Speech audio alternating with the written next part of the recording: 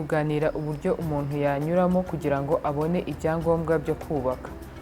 Mu byangombwa byo kubaka turavuga ibyangombwa byo gusana, ibyangombwa byo kuvugurura ndetse n'ibyangombwa byo kubaka inyubako bundi bushyashya. Ibyangombwa byo gusana bitangirwa ku murenge. Uburyo umuntu asabamo icyo cyangombwa hari fomu cyangwa formulaire wuzuza ibiri ku murenge, ndetse ushobora no kuyibona online.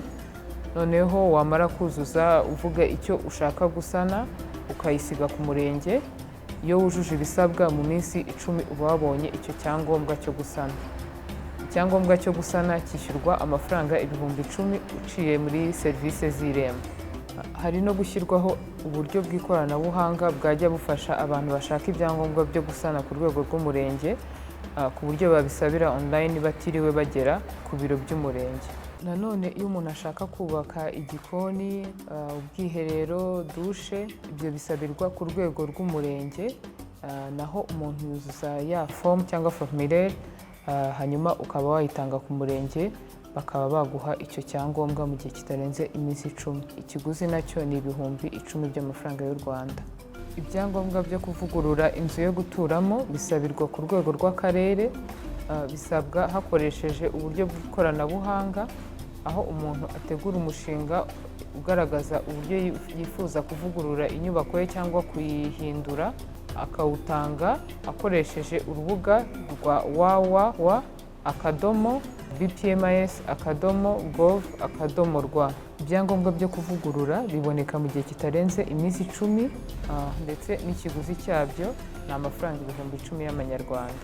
Ibyangombwa byo kubaka inzu zo guturamo zisanzwe ndetse n'izaba zigeretse rimwe zisabirwa ku rwego rw'akarere, umuntu akoresheje rwa rubuga rusabirwaho ibyangombwa byo kubaka. Ibyangombwa byo kubaka izo nzu bitangwa mu gihe kitarenze iminsi 20, ikiguzi cyabyo kikaba ari 40,000 by'amafaranga y'u Rwanda. Icyangombwa cyo kubaka indi mishinga isigaye yo kubaka amazu, inyubako, apartment, amashuri, ibitaro, izindi nyubako zose zisigaye bisabirwa ku rwego rw'umujyi, nabyo bigasabwa hakoresheje rwa rubuga rusabirwaho ibyangombwa byo kubaka. Ibyangombwa bikaboneka mu gihe kitarenze iminsi 20 iyo umuntu yujuje ibisabwa byose. Ikiguzi cy'icyo cyangombwa ni 60,000 by'amafaranga y'u Rwanda.